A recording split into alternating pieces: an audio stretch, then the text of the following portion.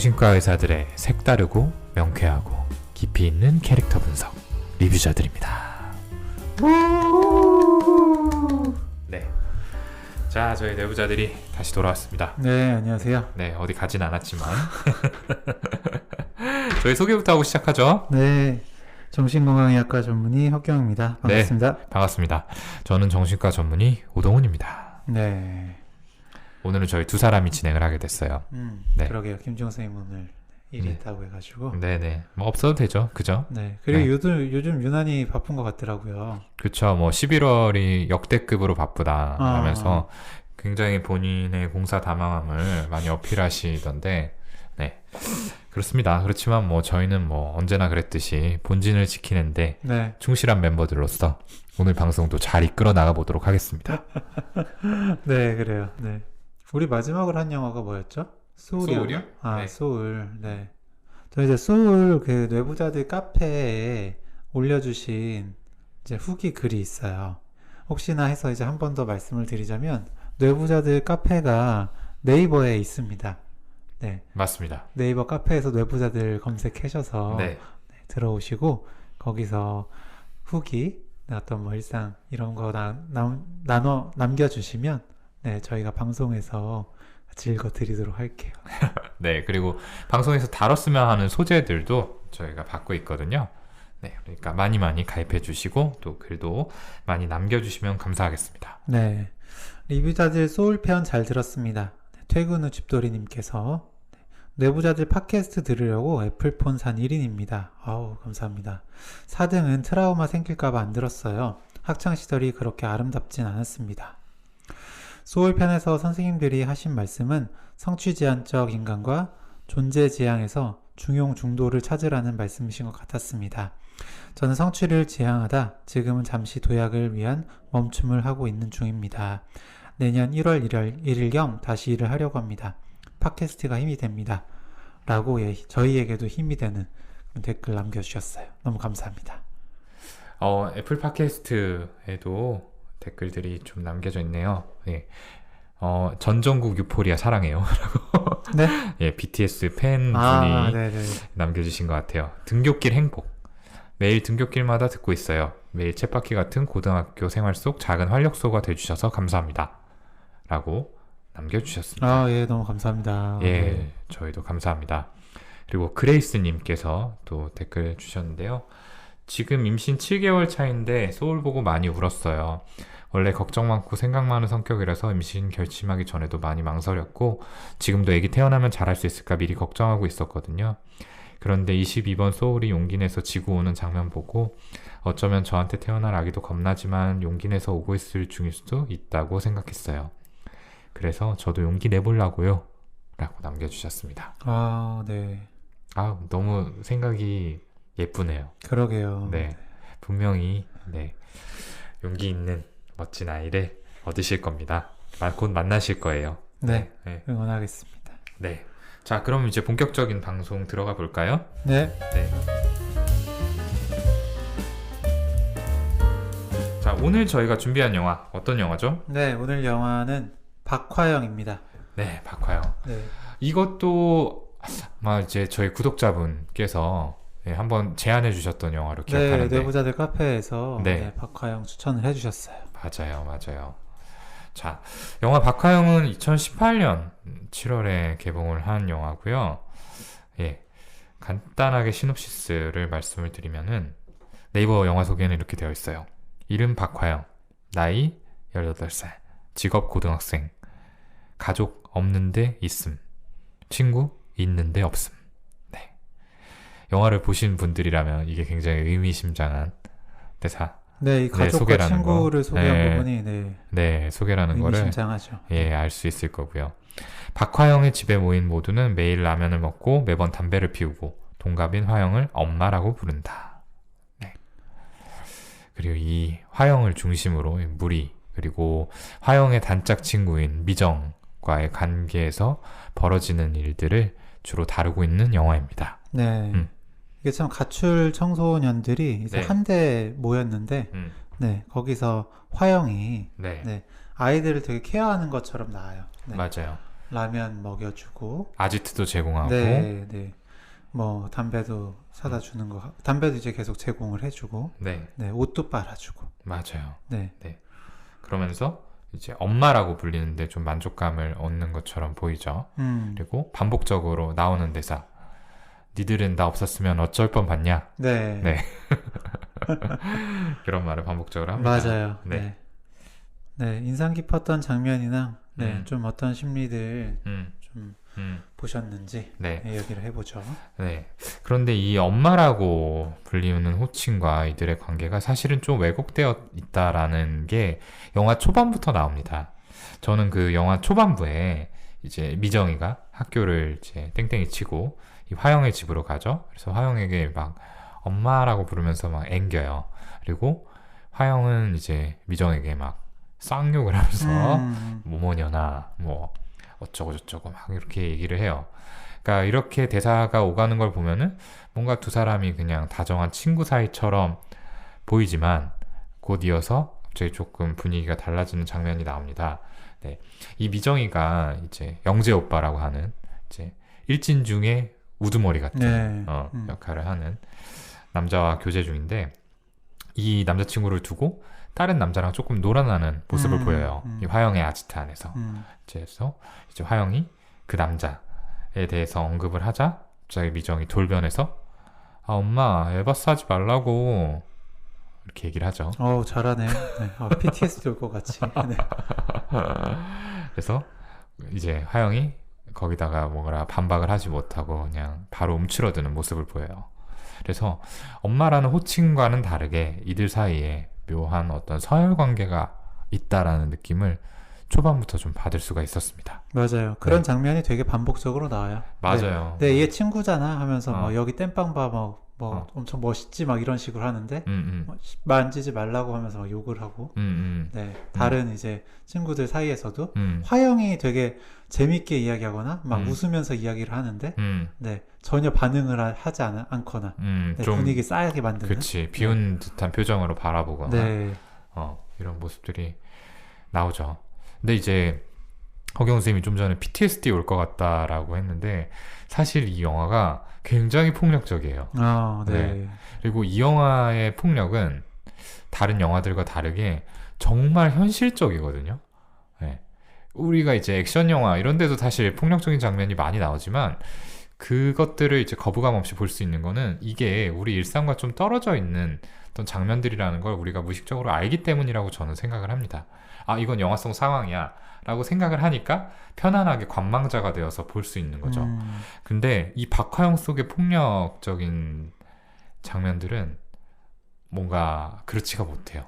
예, 너무 현실적이죠. 네, 네. 그렇죠. 너무 그 날 것 그대로를 담은 느낌이고, 네. 좀 찾아보니까 어쨌든 그런 실제로 가출했던 청소년 분들, 네, 어쨌든 과거에 뭐 그랬거나 현재 그랬거나, 그러니까 이 작품을 리뷰하면서 굉장히 진짜 현실 같다, 정말 잘 그려냈다라는 리뷰들이 있더라고요. 네, 그만큼 네, 진짜 현실과 비슷하다, 닮았다. 맞아요. 네. 네, 저도 이 영화 감독님께서 인터뷰한 걸 봤는데 영화에 대해서 하이퍼 리얼리즘이다 이렇게 네. 이야기를 하시더라고요. 근데 충분히 자부할 만큼 굉장히 불편한 장면을 날 것 그대로 좀 많이 담아낸 영화인 것 같습니다. 네, 그래서 이제 영화 초반부터 이제 폭력적인 장면이 나와요. 그래서 이 화영과 이제 나머지 무리의 역학관계를 잘 보여주는 장면인 것 같은데, 그러니까 화영과 미정 이 두 사람이 있죠. 그리고 미정의 남자친구 영재 오빠가 있고요. 이 영재 오빠가 일진의 우두머리 같은 존재죠. 미정은 약간 기획사 연습생 같은 느낌? 네. 혹은 그렇게 뭐 인기 있지 않은 연예인이나 모델 같은 네. 모델 같은 느낌이고 어쨌든 예쁘장하고 인기가 많은 존재고요. 네. 근데 이제 친구들이 이 미정에 대해서 이야기할 때도 네, 되게 걔 약간 깝친다. 마음에 안 드는데 영재 오빠가 왜 걔랑 사귀는지 모르겠다. 네, 약간 영재 오빠만 아니면 약간 이제 또 무시하고 따돌릴 것 같은 네, 그런 느낌들을 또 풍기죠. 그렇죠. 근데 어쨌든 이 화영과 미정이 친하게 지내는 걸 영재 오빠는 또 못마땅해요. 그래서 그거를 이제 화영에 대한 폭력으로 분출을 시키거든요. 그래서 뭔가 미정이가 화영이 집에 가가지고 이렇게 놀았다라는 사실을 알게 되면은 미정이한테 뭐라고 하는 게 아니라 화영을 조져요. 진짜. 그 장면이 되게 초반부터 나오는데 네, 쉽지 않았습니다. 네, 그 노래방 씬 기억나세요? 예. 네.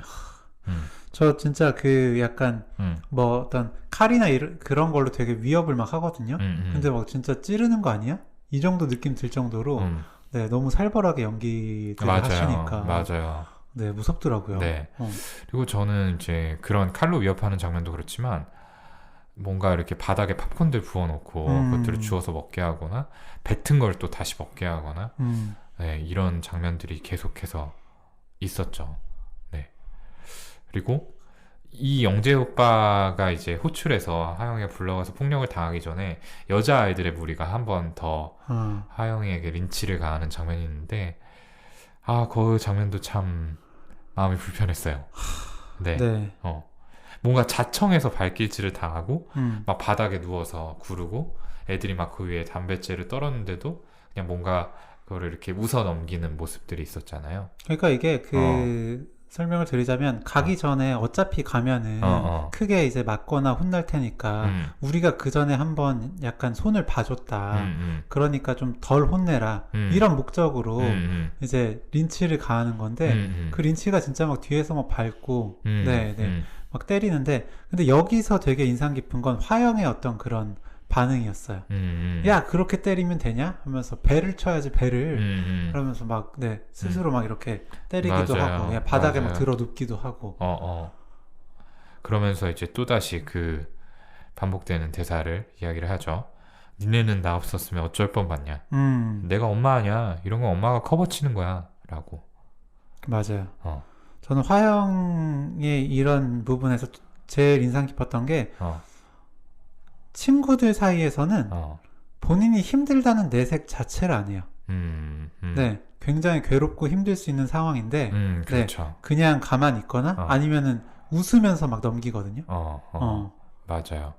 그래서 본인이 이제 뭔가 엄마고, 너희들을 위해서 뭔가 역할을 하고 있다라는 거를 굉장히 반복적으로 어필하고 싶어 하는 것처럼 보입니다. 맞아요. 네. 근데 나머지 무리는 사실 그렇게 생각하는 것 같지는 않죠. 그런 얘기를 할 때 호응이 없어요. 어쩌다 호응해주는 건 미정 정도고 나머지들은 그냥 이런 얘기가 나오면은 그냥 피식피식 웃거나 뭔가 무시하거나 맞아요. 이런 식으로 좀 반응을 하죠. 엄마라고 부르긴 하지만 이게 되게 필요할 때만 이야기하는 그런 느낌이죠. 네. 사실은 호구라는 말로 대체를 해도 전혀 무리가 없죠. 근데 어쨌든 하영은 그 엄마라는 호칭을 굉장히 필사적으로 좀 붙잡으려고 하는, 그렇게 불리고 싶어하는 그런 모습을 보여요. 네, 이게 특히 그게 좀 잘 드러났던 장면이 그 미정이랑 그 재영 오빠랑 사귀잖아요. 영재 오빠. 영재 오빠랑 이제 사귀잖아요. 근데 그 영재 오빠가 이제 세진이랑 아이랑 약간 그런 외도를 합니다. 네, 그랬더니 그걸 알고서 너 미정이랑 그 오빠랑 사귀는 거 알면서 그러면 안 되지 하면서 막 잔소리를 하니까 그 세진이가 아니 그게 있잖아 언니. 맞아요. 그러니까 바로 아니 땡땡년아 엄마라고 불러 하면서 그 호칭에 굉장히 집착을 하거든요. 네. 그렇죠.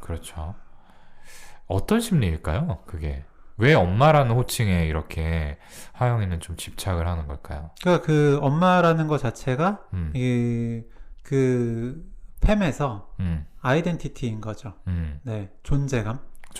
네, 그러니까 무시당하고 싶지 않고, 네, 내가 그만큼 그래도 여기서 롤을 하고 있다는 거를 뭔가 기여하고 있다. 네, 계속 확인받고 싶은 거고요. 네, 그게 확인받지 못하는 그런 상황에서는 굉장히 좀 분노하거나 좌절하게 될 수밖에 없는 거죠. 그렇죠. 그래서 뭔가 그 미정이가 하영이 옆에 누워가지고 너 내 진짜 엄마 할래? 약간 이런 식으로 얘기를 했을 때 굉장히 기뻐하는 모습을 보이죠. 인정받았다. 라는 그런 느낌이 굉장히 강했던 것 같아요. 그리고 이제 아까 흑경쌤이 얘기한 것처럼 이 화영이가 이제 또래들한테는 전혀 뭐 입은 되게 거칠어요. 쌍욕을 섞어서 이야기하지만 어쨌든 그 또래 무리들 안에서 자기 의견을 막 내세우거나 감정을 표출하거나 이런 일은 없어요. 그냥 막 모욕을 당해도 웃어 넘기고 그냥 상대가 원하는 걸 다 맞춰주고 이런 식으로 이제 행동을 하는데 그와 굉장히 대조되는 게 이제 어른들을 향한 태도죠. 아, 네. 네. 이제 처음에 첫 장면부터 나오는데 뭔가 집세 보내라고 하면서 정말 전화에 대고 살벌하게 욕하는 장면들이 나와요. 네.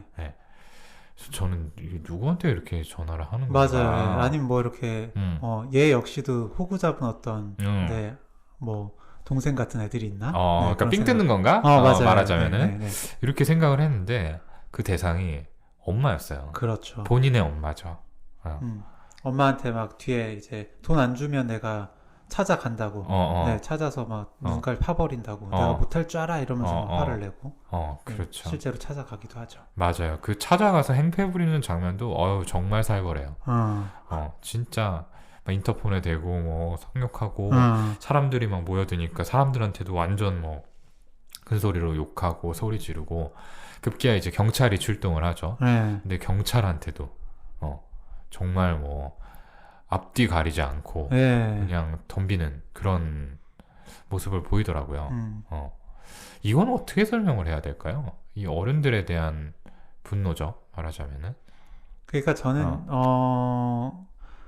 이거는 그러니까 어머니 어떤 부모님이나 어머니한테 대한 그런 어른들에 대한 근원적인 분노가 있었다고 볼 수도 있고요. 사실은 청소년, 네, 미성년자이기 때문에 성인들은 나를 어떻게 할 수 없다라는 심리도 좀 있는 것 같아요. 그렇죠. 네. 그게 이제 경찰하고의 씬에서 잘 나타나죠. 네.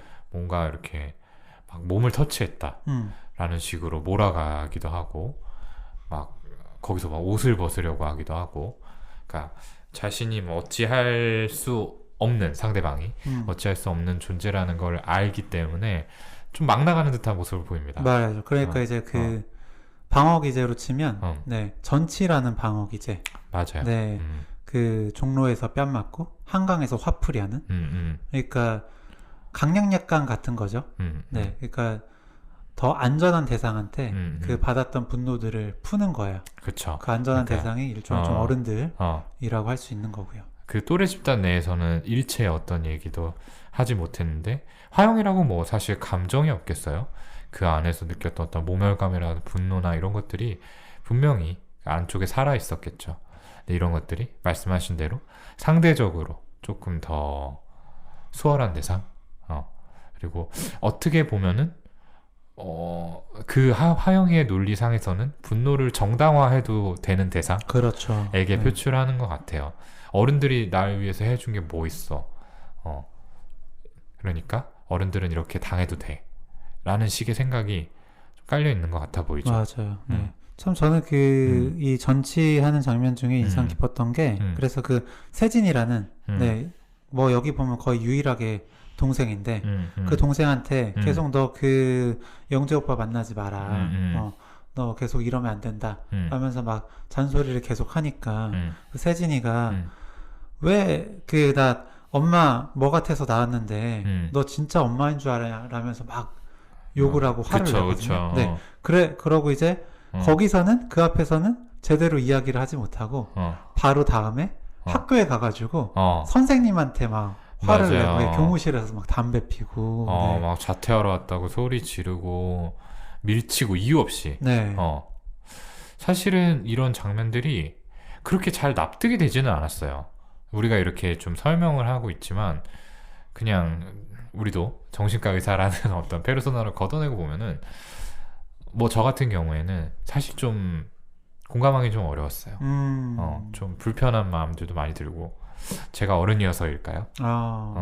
이미 이제 선생님의 마음에 좀 그러니까 사실은 뭐 모르겠어요. 그러니까 엄마라든지 선생님이라든지 이 어른들이 화영이한테 어떻게 대했는지 그 서사가 조금 더 그려졌더라면은 저는 뭐 조금 더 화영의 입장에서 감정을 이입해서 볼 수 있었을지도 모르겠는데 사실은 그런 부분이 좀 안 나와요. 아, 그래요. 네. 사실 그런 서사가 좀 부족하긴 합니다. 선생님에 대해서도 그냥 볼 수 있는 건 둘 다 가출 청소년인데도 불구하고 미정이한테는 아, 너 정말 뭐 이쁘다. 선생님이랑 사진 찍자. 하면서 예뻐하고 화영한테는 이제 눈도 잘 마주치지 않고 야, 그럴 거면 네가 뭐 그냥 다른 학교 보내거나 이럴 테니까 뭐 네 마음대로 해. 이런 식으로 되게 차갑게 대하는 네, 그 정도 차이? 네. 좀 딱딱하게 대하는 네, 거죠. 네, 네. 그래서 그런 서사가 잘 보이지는 않죠. 그래서 이렇게 그 점이 아쉬웠어요. 엄마하고의 관계도 마찬가지인데, 그러니까 분명히 저는 이제 화영이가 엄마에게 받은 상처가 클 거라고 생각은 들거든요. 그러니까 엄마랑 그렇게 관계가 틀어진 것도 그렇고, 사실은 엄마라는 호칭에 집착하는 것도 뭔가 이 엄마하고의 관계에서 충족되지 못한 어떤 결핍감이 있으니까, 그래서 엄마라는 호칭에 더 매달리는 것 같은데. 맞아요. 그 대사도 있잖아요. 엄마는 꼭 엄마 같은 엄마 만났으면 좋겠어. 맞아요. 라고 하잖아요. 그러니까 엄마 같은 엄마라는 부분에서 그 화영이 엄마에 대한 가지는 그 이미지가 굉장히 이제 극단적으로 부정적인 걸 알 수가 있죠. 그렇죠, 그렇죠. 근데 그렇다고 해서 이제 이 엄마가 정말 뭔가 못 해줬느냐 하면 그건 잘 모르겠어요. 아, 저는 사실 그 가족 없지만 있음, 친구 있지만 없음 이라고 한 것처럼 사실 화영이 힘들 때마다 계속 도와준 건 엄마거든요. 네, 그렇죠. 뭐 비록 뭐 물질적인 부분이라고는 하지만, 네, 그렇죠. 화영이 원하던 거는 뭐 다른 부분이었을 수 있겠지만 어쨌거나 필요할 때마다 찾아가서 돈 요구하고 방 얻어주고 한 거는 엄마인데, 저렇게까지? 그러니까 그 부분의 갭을 메울 수 있는 연결고리가 영화에서 조금 더 묘사가 됐었으면 좋았겠다라는 생각을 했어요. 그러게요. 네. 근데 이거는 의도적으로 뺐다고 생각할 수밖에 없을 것 같습니다. 뭐 그렇죠. 네, 이 정도로 그리지 않으셨다는 것. 그래요. 뭔가 각자 이렇게 생각하는 부분을 그냥 대입해서 보도록 한 게 감독님의 의도였을 수도 있겠다라는 생각은 드는데, 어쨌거나 저는 조금 아쉬웠어요. 왜냐하면 우리가 영화를 볼 때는 또 주인공의 감정에 이입을 하고 조금 심정적으로 납득을 하고 이렇게 함으로써 조금 울림을 크게 만들 수 있는 건데, 그런 게 이런 포인트들 때문에 조금 멈칫하게 되는 부분들이 있는 것 같습니다. 그렇기는 해요. 네. 근데 어쨌든 그 서사가 아이디어의 분노 혹은 이제 화영이 역시도 본인이 피해자이긴 하지만 결국에는 가해자이기도 하거든요. 네, 그러니까 자기보다 조그만 애들, 그러니까 막 괴롭히고 때리고 막 욕하고 이런 거 굉장히 그냥 자연스럽게 나오잖아요. 네, 어른들한테도 그렇게 욕하고 그런 거에 대해서 이제 정당성을 좀 부여하지 않으려는 네, 그런 좀 마음이셨을 것 같기도 하고 감독님이 네, 혹은 아이들의 이 관계 자체에 좀 더 집중해라 라는 메시지처럼 좀 느껴지기도 했었습니다. 그래요. 영화에 대한 그 설명글에 그런 내용이 있었던 것 같아요. 그러니까 뭔가 그런 감정적인 어떤 부분을 좀 철저히 걷어내고 있다. 그러니까 이 캐릭터에게 어떤 동정이라든지 이런 것들을 품지 않도록 그런 부분이 배제되어 있다라고 하는 글을 봤는데, 어쩌면은 의도가 좀 담겨 있는 부분일 수도 있겠다라는 생각이 드네요. 네. 어쨌든 이 무리들에서는 공격을 당하고 네, 그 공격을 이제 더 어린 아이들이나 네, 어른들에게 푸는 그런 화영의 심리에 대해서 좀 말씀을 드려봤습니다. 그 화영이 이제 유독 미정이한테는 뭔가 더 애착이 있는 것처럼 보이죠. 정말 미정의 엄마가 된 것처럼 그 보호자 역할을 자처하고 내가 엄마니까 다 알아서 해, 나를 믿어 라는 식의 얘기를 하는데, 왜 미정이한테 더 그렇게 뭐랄까 빠지게 되었을까요? 이거는 사실 그 미정 역시도 그런 결핍이 많은 아이라서 네, 그만큼 화영한테 받는 게 많아서였기 때문이었던 것 같아요. 미정 역시도 이제 본인 힘은 좀 약하니까 남자친구 힘을 빌어서 친구들 사이에 어떤 우위를 점하기도 하고요. 그리고 그런 이제 동료 연예인, 친구들 사이에서 본인은 좀 돈도 없고 잘 안 나가니까 어떤 따돌림을 당하게 되는데 그런 부분을 화영의 도움을 통해서 조금 또 이겨내기도 하잖아요. 이런 식으로 실질적인 어떤 도움을 많이 받고 또 주고 하다 보니까 그 관계가 더 끈끈해졌던 것 같아요. 이 사실 이제 박화영의 나무위키 문서를 보면은 이제 미정이 굉장히 철저하게 화영을 이용했다. 화영이 이런 이제 애정에 대한 결핍감을 가지고 있는 거를 누구보다 잘 알고 그런 부분을 건드려가면서 100% 이용한 거다라고 되어 있더라고요. 그 부분에 대해서 어떻게 생각하세요? 저는 그렇게 생각 안 했었거든요.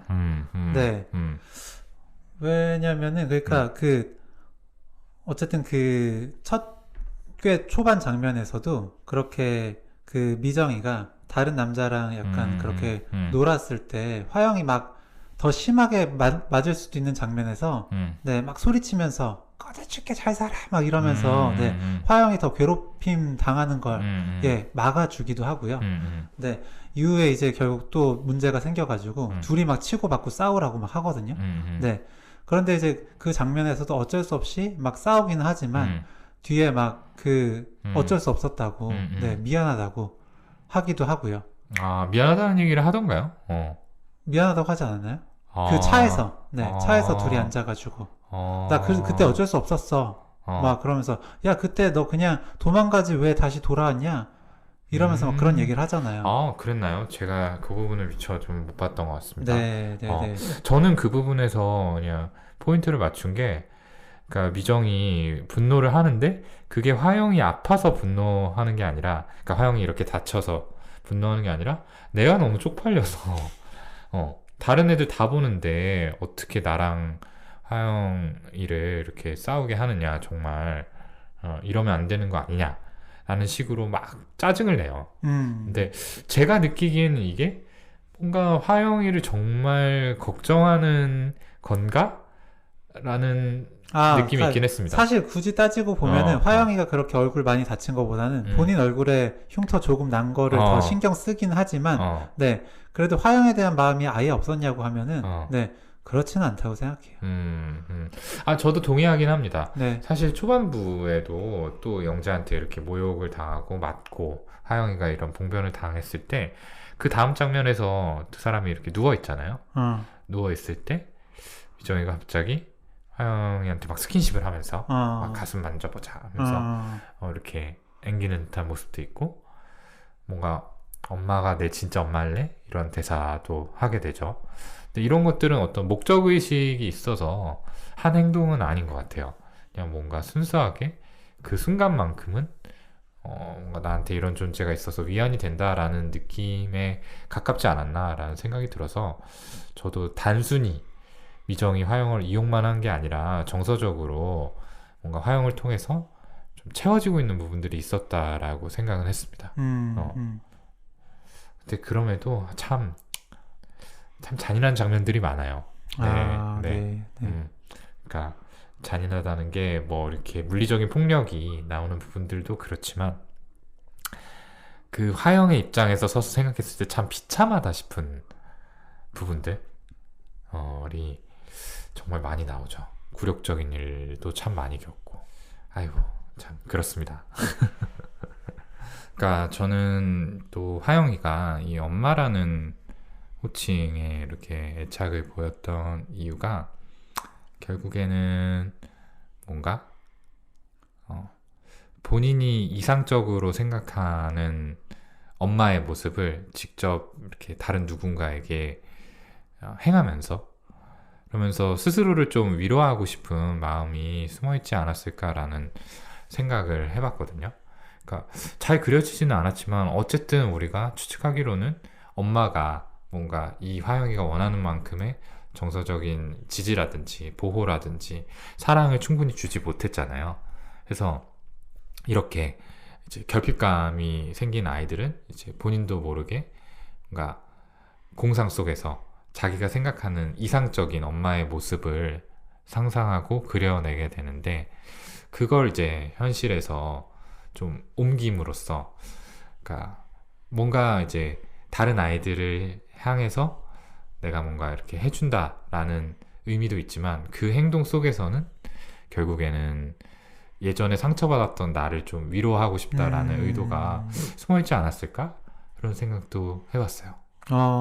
네. 어, 맞아요. 충분히 그럴 어. 수 있겠네요. 그렇죠. 그러니까 이 영화에 대한 이제 해석을 제가 몇 가지 찾아봤을 때 공통적으로 그냥 엄마라고 불리우면서 아이들을 챙겨주는 게 그냥 화영으로서는 어쩔 수 없이 이런 이제 왜곡된 형태로라도 소속감을 얻고 조금이라도 인정을 받으려는 시도다라는 식으로 설명을 했는데 조금 더 깊게 들어가 보자면은 네, 본인 스스로를 좀 위로하고 치유하고자 하는 마음도 있지 않았을까? 그런 생각을 해봤습니다. 네. 네. 그래요. 역시 이제 어. 소아정신과 선생님이시다 보니까 그런 트라우마를 어렸을 때의 트라우마나 네, 이런 거 회복에 대해서 좀 설명을 잘 해주신 것 같네요. 그렇죠. 그러니까 이런 이제 어떤 애정에 부응을 그나마 해준 대상이 미정이었던 거죠. 그러니까 아까 말한 것처럼 뭔가 순도 100% 이용을 하는 게 아니라 정말로 화영에게 뭔가 기대는 듯한 모습도 보이고 애정 표현도 해주고 이런 유일한 존재였잖아요. 그러니까 이 미정이에 대한 애착이 굉장히 강했던 건데 미정의 마음은 좀 달랐죠, 사실. 그런 화영을 향한 이제 어떤 진짜 애정이 없었다고 할 수는 없지만 비율을 따져보자면 그냥 얘는 그냥 내가 좀 이용하는 애에 더 가까웠을 거라고 생각이 들어요. 그런 장면들이 잘 나오는 게 뭔가 영재한테 이 화영이하고 미정이가 한번 이제 털리고 난 다음에는 항상 미정이가 막 영재 욕을 하다가 이렇게 말을 해요. 그래도 미우나 고우나 여보인데 우리 영재 오빠 화 풀릴 때까지 당분간 만나지 말자. 이런 식으로 굉장히 대수롭지 않게 이야기를 하는데 저는 이때 화영이의 어떤 표정이나 반응이 제일 좀 뭐랄까 아파 보였어요. 그러니까 정말 사랑하는 대상을 상실한 것 같은. 내가 그렇게까지 노력하면서 감싸줬는데 네, 결국 돌아가는구나 이런 마음. 그쵸. 그리고 실제로 미정이가 한동안 연락이 안 되죠. 그때 막 화영이가 혼자 방에 남겨져가지고 계속 미정이 연락을 기다리고 실제로 연락을 해보기도 하고 그러다가 이제 감정 컨트롤이 안 되니까 또 막 밖으로 나가가지고 행패를 부리고 이런 대목들이 나오게 되는 거죠.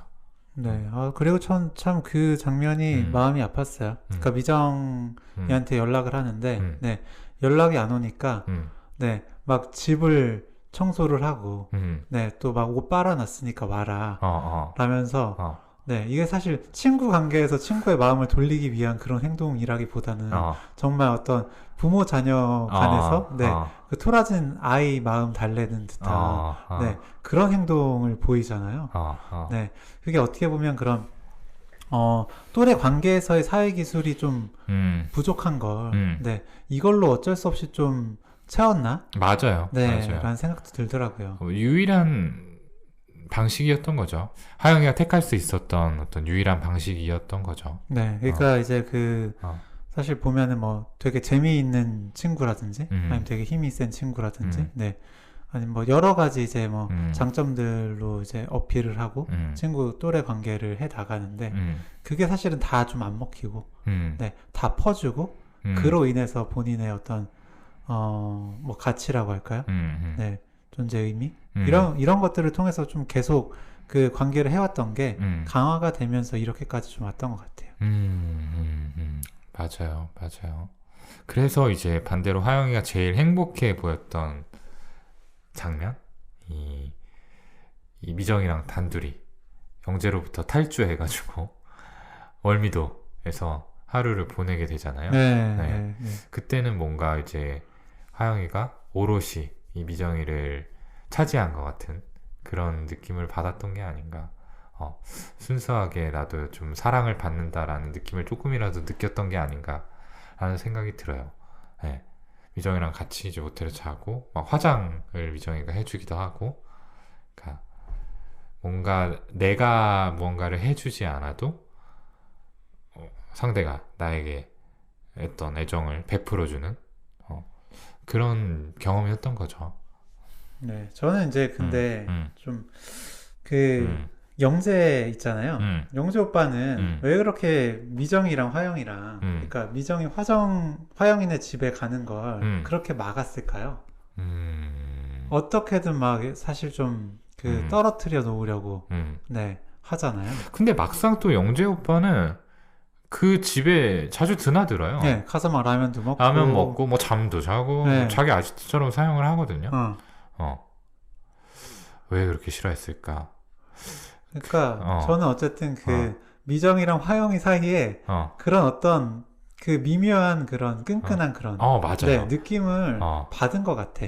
저도 그렇게 생각해요. 네. 이게 이제 다른 애들이 하듯이 그냥 하영이를 이제 속된 말로 병신 취급하고 네. 그냥 이용만 하는 거라면은 뭐 미정이가 화영이랑 가까이 지내는 걸 막을 이유가 없거든요. 그렇죠. 자기랑 같은 네. 스탠스니까. 근데 이 둘은 뭔가 다른 거야. 그렇기 때문에 분노를 더 했던 것 같아요. 그러니까 어쨌든 이 영재가 미정을 완전히 본인 컨트롤 하에 좀 놓으려고 하는데 네, 그걸 막는 존재가 좀 화영처럼 느껴졌을 것 같아요. 그 정서적으로 좀 의지하는 대상이니까 이걸 끊어놔야 결국 완전히 나한테 올 수 있다. 이런 생각이 좀 있지 않았을까요? 네. 그런 마음이 있었을 것 같네요. 깊은 내면에는. 네. 근데 이제 뭐 표면적으로 보면은 그냥 내 여자친구가 저런 찌질한 애랑 뭔가 이렇게 그냥 호구 잡는 게 아니고 얽혀 있다 라는 느낌이 싫었을 것 같아요. 그럴 수도 있고 가오 떨어진다고 생각하는 거죠. 말하자면은 네. 이런 부분이 아마 표면적으로는 좀 크지 않았을까 싶고 네, 철저하게 꼬봉으로 부려야 되는데 왜 약간 저렇게 지내지? 라는 게 걸렸을 수 있겠네요. 네. 그렇죠. 그리고 이제 영재가 하영이한테 함부로 대할 때마다 어쨌든 미정이 조금씩 이나마 태클을 걸잖아요. 그런 부분도 좀 많이 거슬렸을 것 같고 조금 더 들어가자면은 말씀하신 대로 얘를 내가 100% 컨트롤하지 못하는 게 이 화영이라는 존재 때문이다 라는 식으로 느끼는 부분이 좀 있었을 것 같고요. 그래요. 그래서 이런 부분들에서도 네, 물론 많이 미정이 화영을 이용을 하긴 했지만 네, 100% 다 이용만 한 건 아닌 것 같다. 네. 라는 생각이 또 한번 듭니다. 맞습니다. 네. 그리고 이제 영화가 후반부로 이제 넘어가는데, 이제 이 월미도로 둘이 탈출을 한 다음에 두 사람이 잡혀오죠. 잡혀와서 이제 아까 저희가 언급했던 미정과 화영이 이제 애들이 보는 앞에서 영재의 지시로 서로 싸우게 되고, 네. 뭐 그때도 사실은 일방적으로 미정이 때리고 화영이 이제 참다 반격을 하려고 하자 이제 아이들이 모여서 린치를 막 가요. 그래서 네. 두들겨 맞은 거는 결국 화영인데 미정이 또 난리를 치죠. 내 얼굴 이렇게 막 다쳤는데 그다음 뭐 나 쪽팔렸네 막 하면서 막 분노를 해요. 네. 그때 이제 이후로 미정이가 손절을 좀 당하게 되는 거죠. 그 영재네 무리한테. 네. 영재를 비롯해서 이제 그 같은 무리에 있는 다른 또래 아이들한테도 뭔가 연락을 해도 연락받지 않고 뭔가 무시하는 듯한 그런 태도를 접하게 됩니다. 그러니까 이제 미정이가 다급해지는 거죠. 자기는 영재 오빠 덕분에 이 무리에서 퀸이었는데 지금 이 위치를 상실할 위기에 놓이니까 이제 미정이도 급해져서 이런 계획을 세우게 돼요. 네. 그러니까 그런 어떤 이제 원조 교재 네를 미끼로 네, 그 영재 오빠를 불러서 네, 자신은 구출되고 다시 그 무리 안으로 들어가려는 네, 그런 계획을 세웁니다. 맞습니다. 이것도 참 그런 게 그 앞쪽에도 이제 장면들이 나오는데 뭔가 이렇게 원조 교재를 미끼로 중년 남성을 꿰어내서 이제 호텔방에 들어가게 하고 그 상태에서 이제 영재네 무리가 들어가서 막 폭행을 가하고 조롱하고 돈을 뺏고 협박하고 이런 장면들이 또 나와요. 네, 그거 실제로 뉴스에서도 네네네. 여러 차례 좀 나왔던 실제로 그런 것 같았어요. 있었던 네. 사건이죠. 네. 뭐 지금도 어디선가 벌어지고 있을지 모르는 사건이고요. 어, 그러니까 이미 이제 영재는 이런 방식으로 해왔던 거를 미정이는 알고 있기 때문에 분명히 자기가 원조 교제를 했다라는 사실을 알리는 게 아니고 이제 화영이랑 같이 있다라는 걸 페이스북에 올려서 그걸 보고 영재 오빠가 본인을 찾아오게 본인을 만드는 찾아오게 거죠. 만든 거죠. 네. 그런 거였다. 근데 왜 원조 교제라는 장치가 거기서 등장을 했을까요? 결국에 이제 본인을 구해주고, 네. 그러면서 이제 화해를 하는, 네. 그런 장면을 좀 생각한 거 아닐까요? 뭔가 뭐 돈도 좀 얻을 계획이 있었지 예, 않았을까라는 네, 생각도 한편으로는 네. 들고요. 그렇죠. 그쵸. 미정이 이제 앞서 말씀드린 것처럼 연예인 생활을 하면서 계속 좀 혼자 이런 뭐 명품이라든지 이런 돈이 좀 없다라는 느낌을 받게 되니까 이제 처음에는 막 스스로 몸을 좀 팔아서 돈을 얻으려고 해요. 그 과정에 또 화영이 이용이 되죠. 이제 뭐 키스, 뭐 가슴 만지는데 얼마, 네, 맞아요. 뭐 이런 식으로 돈을 이렇게 막 모으고 하는데 아마 그 과정 속에서 또 남자에게 돈을 뜯어낼 목적으로 이 원조 교제를 미끼로 남자를 꿰어내지 않았나라는 생각이 드네요. 그런 것도 있고, 어쨌든 이런 상황이면 더 안 올 수 없겠지? 네, 이런 어떤 그런 생각도 있었겠죠? 그쵸. 네. 그래요.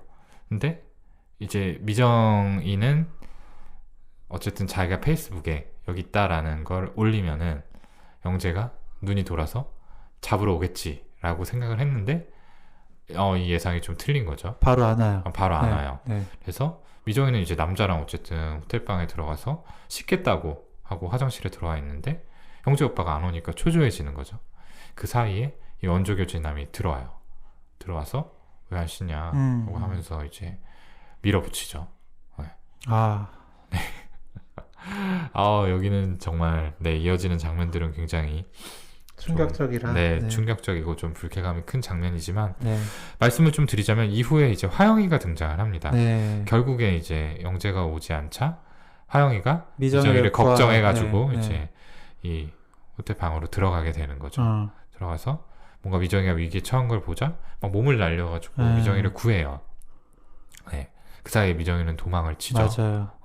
근데 생각보다 이 원조 교제남의 완력이 굉장히 셌던 거예요. 그래서 화영이가 오히려 막 목을 졸리고 네. 막 정말 죽을 위기에 처하게 돼요. 예, 폭행을 당합니다. 폭행을 네. 당하고 네. 이제 수세에 몰리게 되는 거죠. 그리고 이 원조 교제남이 화영이를 강간을 해요. 네. 네. 네. 네. 맞아요. 엎드려 뻗치게 하고. 네. 네. 이 장면이 좀 너무 참담했고요. 네네네. 네. 결국에 이 정도 됐을 때, 네. 네. 그 영재가 이 미정을 찾아오죠. 네. 그래서 그 방으로 들이닥쳐서, 네. 결국에 그 원조 교제남을 폭행을 하다가, 네. 결국에 그 살인까지 하게 됩니다. 맞아요. 이제 우발적으로 네. 죽이게 되는 거죠. 네. 영재는 막 두 사람한테 책임을 묻습니다. 미정하고 화영하고 너네 때문에 내가 이런 일에 휘말렸다. 난 여기 없었던 거다. 난 모른다 하고 떠나버려요. 네. 네. 그리고 미정과 화영이가 단둘이 남겨지게 되죠. 이때 이제 두 사람 사이에 대화가 오가게 돼요. 참, 네. 여기서도 이제 그 엄마 어떡해 하면서 네. 되게 엄마가 다 좀 뒤집어 써라. 네. 이런 거 엄마니까 해줄 수 있는 거 아니야? 라면서 엄마라며 네. 엄마면 다 해줄 수 있는 거 아니야? 그러니까 네. 그리고 사실 이제 본인이 계획해서 이렇게 잘못된 건데도 불구하고 네. 사실 화영 탓을 하고 네. 약간 너 때문에 이렇게 됐으니까 네가 책임져. 이런 식으로 책임 전가를 합니다. 적반하장이죠. 참, 네. 근데 여기서도 이제 화영이 네, 니들 나 없으면 어쩔 뻔 봤냐? 하면서 네. 가 하면서 보내주죠. 네. 그러니까요. 그래서 그 다 떠안습니다. 네. 그래서 그 전화를 해가지고 네, 내가 강간을 당했는데 정신 차려 보니까 사람이 죽어 있다. 네. 내가 죽였다. 그런 이야기를 식으로 하죠. 죄를 이제 뒤집어 쓰는 거죠. 네. 이 심리는 뭐라고 봐야 될까요? 진짜. 진짜 그 어, 이상화한 엄마, 어, 아이디얼라이즈한 그 모습에 어, 먹힌 거죠. 본인의 아이덴티티 자체를. 네, 네, 네. 이런 상황에서까지 어, 감싸주는 게 엄마야. 음, 네.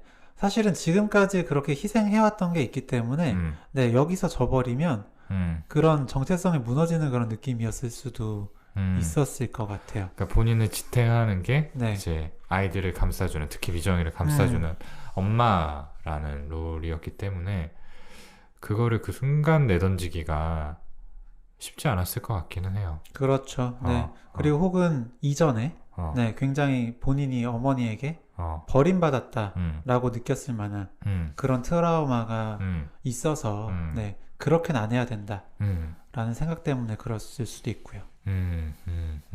맞아요, 맞아요. 똑같은 엄마는 되고 싶지 않았던 거죠. 네. 네. 이게 하여튼 그 앞에 너무 참담한 장면 이후에 이렇게 반응을 하는 게, 되게 그 너무 약간 약간 좀 계속 보기 힘들게 만드는 그런 부분도 좀 있었어요. 네. 그러니까 이게 보기 힘든 게 단순히 뭐 지나치게 현실적이고 지나치게 폭력적이어서 많은 아닌 것 같아요. 저는. 그러니까 그 화영의 어떤 비참한 마음이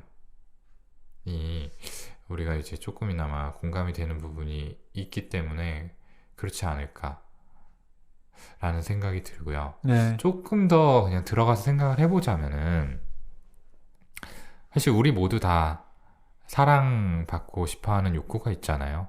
근데 사람이라면 사실 누구나 있을 거라고 생각을 해요. 근데 모두가 원하는 타이밍에 원하는 사람에게 사랑을 받을 수 있는 건 아니잖아요. 네. 그리고 한 사람이 인생을 살아가면서 분명히 뭐 대부분은 그럴지라도 그러지 못하는 순간이 오게 되죠. 그럴 때에는 내가 이게 분명히 뒤틀린 관계라는 거를 알면서도 이 사람한테 사랑을 받고 싶다라는 생각에 그 관계를 떠나지 못하는 경험을 하게 되거든요. 적어도 저는 사실은 있었어요. 네. 그래서 그런 부분이 좀 건드려져서 더 마음이 불편했나? 라는 생각이 저는 한편으로 들더라고요. 네. 그러니까 누구에게나 있는 어떤 뒤틀린 관계를 통한 애정을 충족하려는 시도들, 그리고 그게 이제 시간이 지났을 때 굉장히 수치스럽고 뭔가 뭐랄까 정말 마주하고 싶지 않은 기억이 될 수 있는데 이 화영의 모습이 그런 기억을 조금 건드리는 게 아닌가라는 생각을 좀 해봤습니다. 네. 네. 그럴 수 있겠습니다. 네. 어쨌든 이 화영한테는 미정밖에 없어요. 이 순간은 더더욱. 네.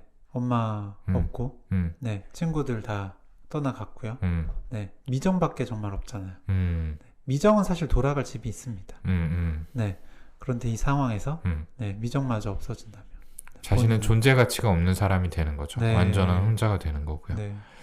그래서 결국에는 미정을 붙잡기 위한 그런 선택을 하지 않았나. 네, 그러네요. 네. 그리고 이제 에필로그 장면으로 이어지죠. 네. 아마 몇 년이 좀 지난 상황인 것 같아요. 네. 네. 화영이는 뭔가 어떤 식당 알바 같은 거를 하고 있고 동료를 통해서 미정의 인스타를 보게 돼요. 미정이 아주 잘 살고 있었죠. 그리고 화영이가 연락을 합니다. 그리고 미정이도 반갑게 맞아줘요. 네. 화영 오랜만이다. 네. 궁금 이러면서. 네. 근데 사실 생각해보면 그러면 안 되는 거죠. 네. 네. 본인의 죄를 다 뒤집어 쓰고 감옥에 갔다 온 친구인데. 저는 참 그래서 그게 되게 야 우리 만나서 우리 이게 얼마만이야 몇 년 됐지? 라는 게 너무 충격적이었어. 중간에 면회 한 번 안 갔다는 거잖아. 그렇죠. 그리고 거기에 대해서 어떤 일말의 양심의 가책도 없어 보이는 모습이었어요.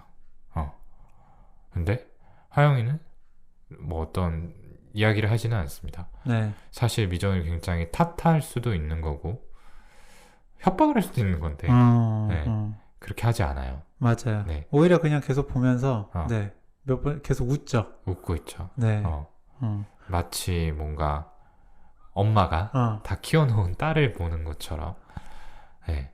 배시시 웃고만 있어요. 맞아요. 네. 뭐가 그렇게 재밌냐? 그러니까 그냥 네 만나서 네. 그래서 좋아서 그렇다. 네, 이렇게만 이야기를 합니다. 그러니까 그때까지도 화영이는 미정에 대해서 정말 순수한 애정을 가지고 있었고 관계를 회복해서 네, 자신도 이제 조금이나마 애정을 얻을 수 있을 거라는 기대를 하고 있었던 것 같아요. 네. 네. 네. 근데 이제 두 사람이 헤어질 때 아, 네, 이런 장면이 나오죠. 하영이가 머뭇거리다가 우리 옛날에 그 엄마 뭐 이렇게 네. 우리 그때 좀 어땠었냐? 그래서 어. 엄마 음, 이렇게 뭐 이렇게 문을 띄우죠. 네. 그랬더니 미정이가 엄마? 우리 엄마? 우리 엄마 잘 지내지? 네. 나 간다. 그러니까 그리고, 이거는 참 네. 어, 근데 어쨌든 그 연기 그 뭐 미정 모습을 볼 때는 네. 이게 어쨌든 그 기억에 있는데 부인하는 게 있을 수도 있고 아니면 아예 기억이 안 나는 걸 수도 있잖아요. 네. 아예 기억이 안 나는 느낌으로 좀 연기를 하시더라고요. 정말 과거는 다 잊었다. 네. 그냥 이제 고등학교 시절에 네, 그냥 친하게 지냈던 친구 네, 보는 그런 느낌. 그래서 저는 처음에 이게 그러니까 과거의 씬인 줄 알았어요. 저는 처음에 뭔가 미정과 저희 화영이가 한때 친했었고 오랜만에 만났고 다시 친해져서 이런 관계가 되었나?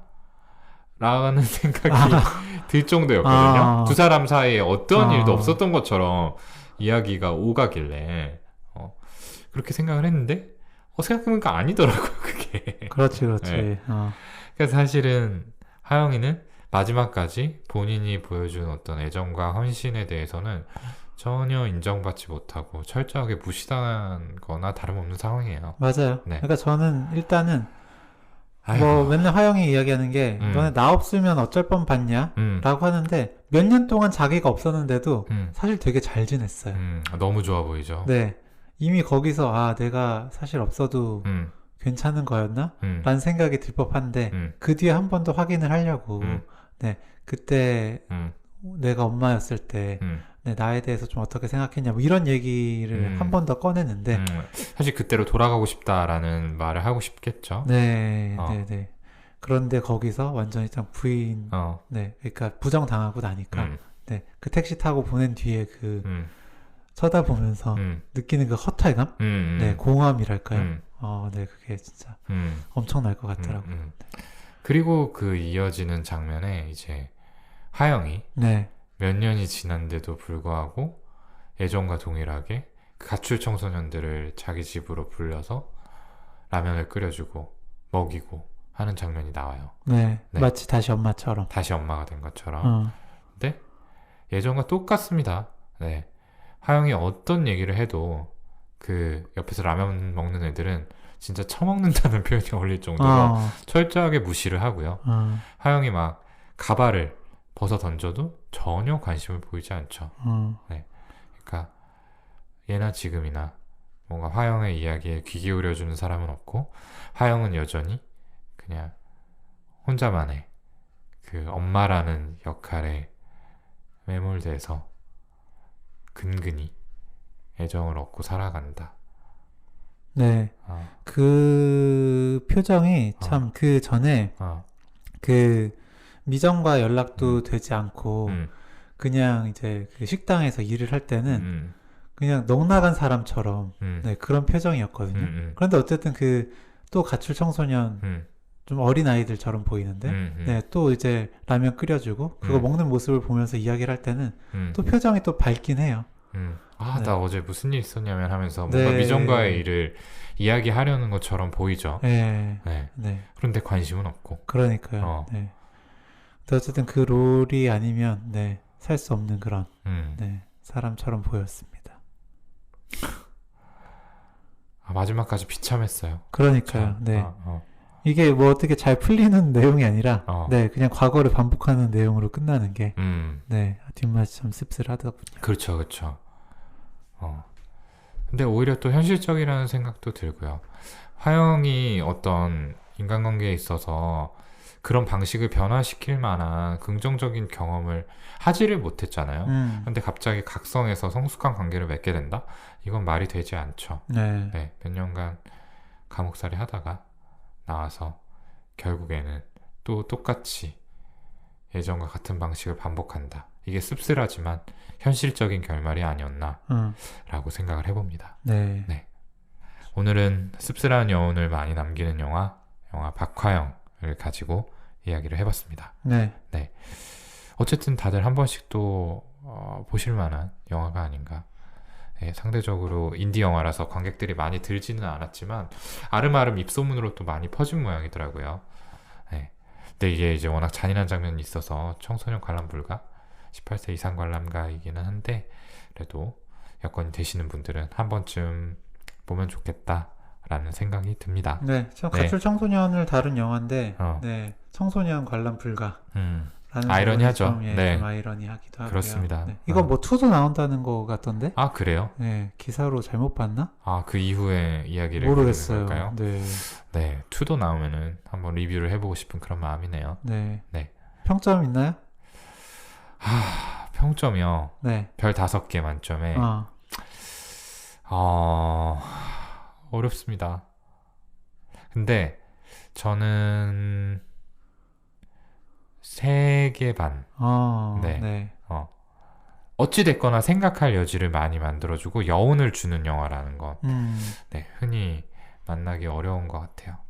네. 저도 비슷하게 생각했는데 저도 3개 반 정도였고 저는 이제 그 리뷰 하느라고 한 번 더 쭉 봤는데 꽤 기승전결이 꽤 저는 명확한 영화라고 생각이 들었어요. 되게 일목요연하게 생각해 볼 수 있게 해주는 그런 영화. 네, 그리고 어쨌든 선정적이고 폭력적이어서 더 몰입감이 있을 수도 있긴 하지만 어쨌든 저는 몰입감 그리고 재미있게 어쨌든 영화 보는 걸 또 중요하게 생각을 하기 때문에 그런 점에서도 한 3개 반 정도는 줄 수 있는 영화 였던 것 같습니다. 네, 좋습니다. 자, 오늘 리뷰자들 여기까지입니다. 오늘 방송도 들어주셔서 감사하고요. 저희는 다음 시간에 또 재밌는 영화 선정해서 깊이 있는 분석 보여드릴 수 있도록 잘 준비해서 돌아오도록 하겠습니다. 감사합니다. 감사합니다.